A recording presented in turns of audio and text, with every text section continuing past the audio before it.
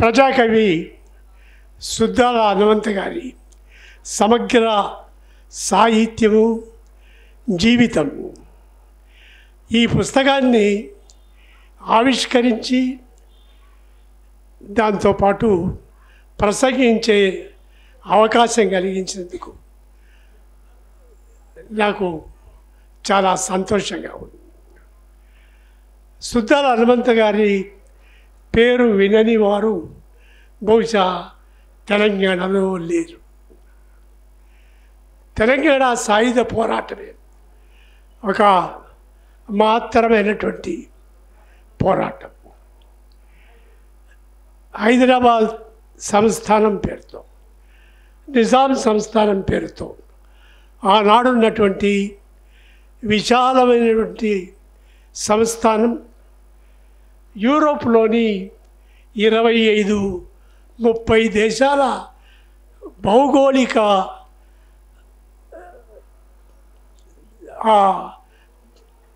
భౌగోళిక దానికి మించి ఉంటుందని చెప్పి ఒక అంచనా ఉంది. అంత పెద్ద రాజ్యం, దానిలో అనేక చీకటి కోణాలు ఉన్నాయి. ఆ సాయుధ పోరాటంలో దాదాపు 3,500-4,000 మందికి పైగా యోధులు అమరులయ్యారు. లక్షలాది మంది పాల్గొన్నారు. తెలంగాణ సాయుధ పోరాటం మీద అనేక రకాలైనటువంటి వివాదాలు వచ్చింది. సాయుధ పోరాటాన్ని సమర్థించకపోగా పోరాటం విలీనమైన తర్వాత కొనసాగించాలని, ఇది స్వతంత్ర భారతదేశం మీద యుద్ధమని ఒక వివాదం వస్తే, ఇక్కడ ఉన్నటువంటి హిందువులు ముస్లిం రాజ్యానికి వ్యతిరేకంగా చేసినటువంటి పోరాటమే ఈ పోరాటమని, సర్దార్ పటేల్ దీన్ని విముక్తి చేశాడని భారతీయ జనతా పార్టీ వారు ప్రచారం పెట్టారు. ఈ పోరాటాన్ని కొనసాగించాల్సింది, పోరాటాన్ని ఉపసంహరించి ప్రజలకు ద్రోహం చేశారని మరొక వివాదం వచ్చింది. ఇన్ని రకాలైన వివాదాలతో పాటు అనేక వక్రీకరణలు వచ్చాయి. వాటన్నింటినీ ఇప్పుడు చర్చకు పెట్టట్లేదు. కానీ ఈ సాయుధ పోరాటంలో లక్షలాది మంది పాల్గొన్నటువంటి మాట వాస్తవం. ఇక్కడ సాయుధ పోరాటం కేవలం కమ్యూనిస్ట్ పార్టీ నాయకుల కోరిక మేరకు, విష్ఫుల్ థింకింగ్ వల్ల జరిగిన పోరాటం కాదు. ఇది ఒక జీవన్మరణ పోరాటం. ఇంతకుముందు మిత్రులు ఆనందాచారి గారు చెప్పినట్టుగా ఇది వెట్టి చాకిరీకి వ్యతిరేకంగా, భూ కేంద్రీకరణకు వ్యతిరేకంగా, తెలుగు భాష ఈ రాష్ట్రంలో మాట్లాడుకునే హక్కు కోసం, స్వతంత్ర భారతదేశంలో హైదరాబాద్ రాష్ట్రాన్ని విలీనం చేయటం కోసం జరిగినటువంటి మహత్తరమైన పోరాటం. ఈ మధ్య ఆంధ్రజ్యోతి దినపత్రికలో ఒక గొప్ప జర్నలిస్టు, చాలా సీనియర్ వామపక్షవాది, ఆయన ఒక వ్యాసం రాశారు. ఈ సాయుధ పోరాటం దేశంలో అనేక సంవత్సరాలు ఉంటాయి, ఇక్కడే ఎందుకు జరిగింది? ఇది ముస్లిం వ్యతిరేకత కమ్యూనిస్టుల్లో ఉన్నందువల్ల జరిగింది. ఇది పూర్తి వక్రీకరణ, చాలా అన్యాయమైన మాట. ఎక్కడైనా రజాకారులు అత్యాచారాలు చేస్తే సహజంగా ప్రజలు కమ్యూనిస్ట్ పార్టీ నాయకత్వం కింద చేసినటువంటి పోరాటాల్లో చనిపోయిన కొందరు రజాకారులు తప్ప ఏ ఒక్క చోట ఈ సాయుధ పోరాటంలో ఒక వ్యక్తిని ముస్లిం అనే పేరుతో చంపలేదు. మొత్తం తెలంగాణ పోరాటంలో ఎక్కడ ఆ రకమైనటువంటి ఆరోపణ రాలేదు. ఇది హిందూ ముస్లిం పోరాటం కాదు.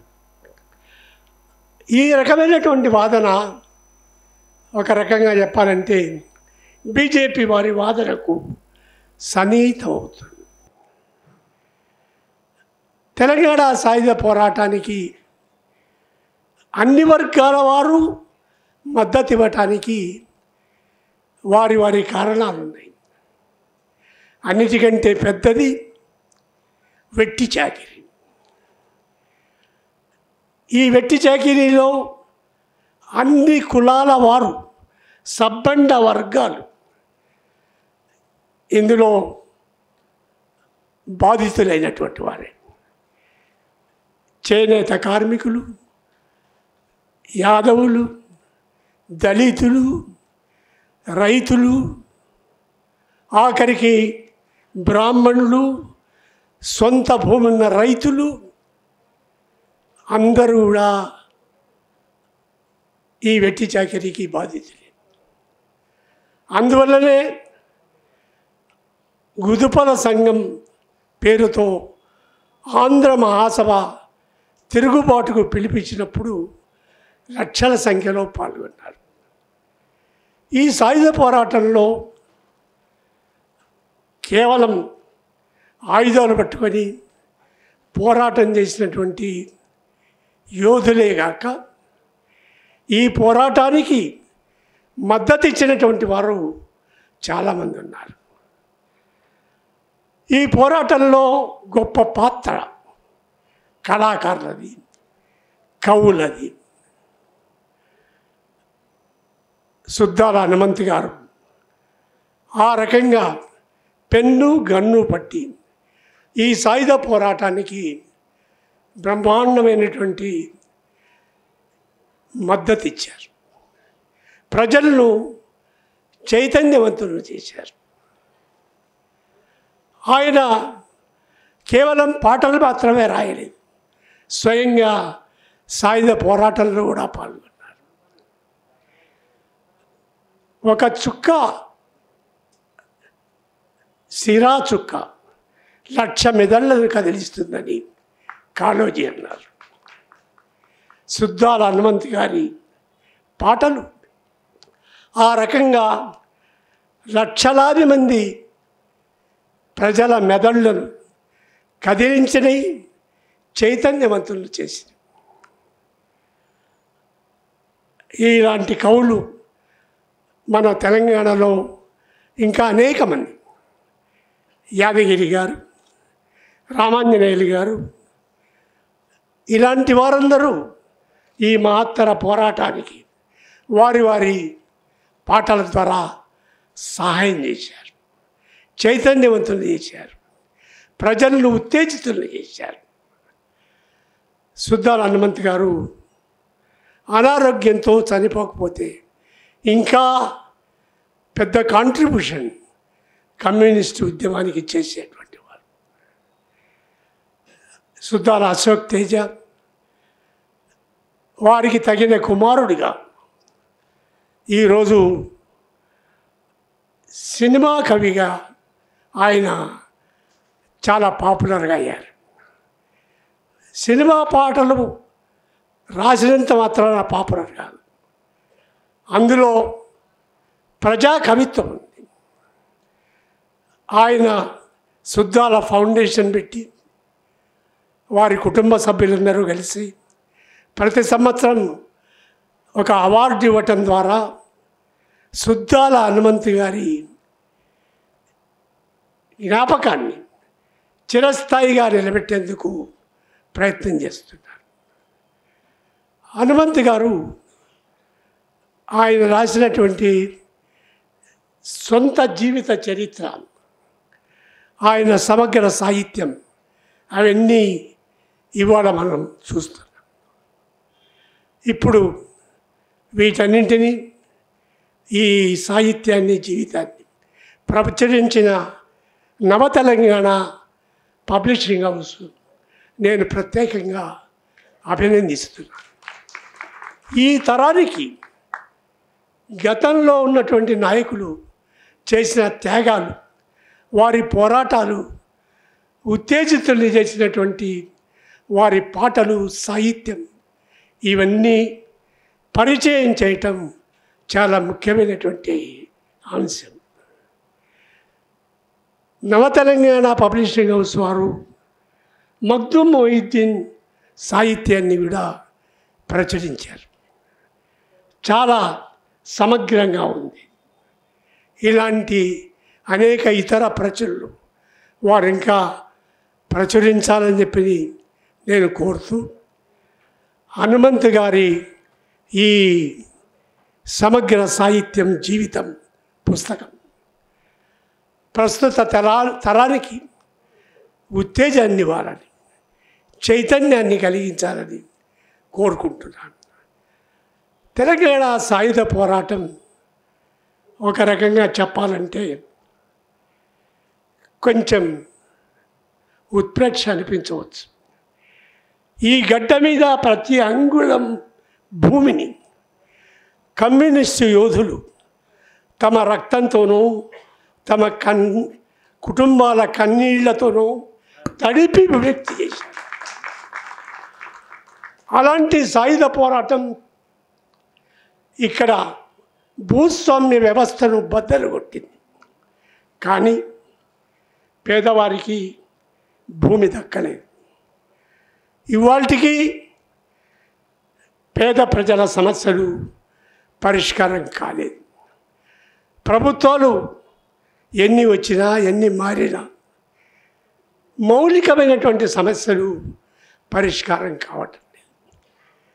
ఈ మధ్యకాలంలో భూముల ధరలు విపరీతంగా పెరగటంతో అత్యంత పేదవారు భూములు అమ్ముకొని పోతున్నారు. భూ కేంద్రీకరణ మరోసారి పెరుగుతున్నది, ధరలు పెరుగుతున్నాయి. కేంద్రంలో ఒక ఫ్యాసిస్ట్ తరహా పరిపాలన సాగుతున్నది. ప్రతిఘటన ఉన్నప్పటికీ ఇది సులభమైన పోరాటంగా ఉండదు. రాబోయే సంవత్సరాల్లో ఈ సమస్య మరింత జటిలం కావచ్చు. మరింత తీవ్రమైనటువంటి హింస, మతోన్మాదం, దాడులు, విభజించి పాలించే పరిస్థితులు ఇవన్నీ కొనసాగవచ్చు. వీటన్నిటికి వ్యతిరేకంగా వామపక్షాలు, ప్రజాతంత్ర శక్తులు, సెక్యులర్ శక్తులు వీరందరూ ఐక్యమై ఈ పోరాటాన్ని సాగించాలి. ముందు ఫ్యాసిజాన్ని తొలగించాలి, తర్వాత మన సమస్యల మీద పోరాటం సాగించడానికి సానుకూలమైన వాతావరణాన్ని కలిగించుకోవాలి. ఆ రకమైన వాతావరణాన్ని కలిగించుకునేందుకు కాదు మన నాయకులు, మన కవులు, రచయితలు, త్యాగధనులు చేసినటువంటి చైతన్యపూరితమైనటువంటి వారి రచనలు మన యువతరానికి ఉత్తేజాన్ని, చైతన్యాన్ని కలిగించాలని కోరుకుంటూ నాకు ఈ అవకాశం ఇచ్చినందుకు ధన్యవాదాలు.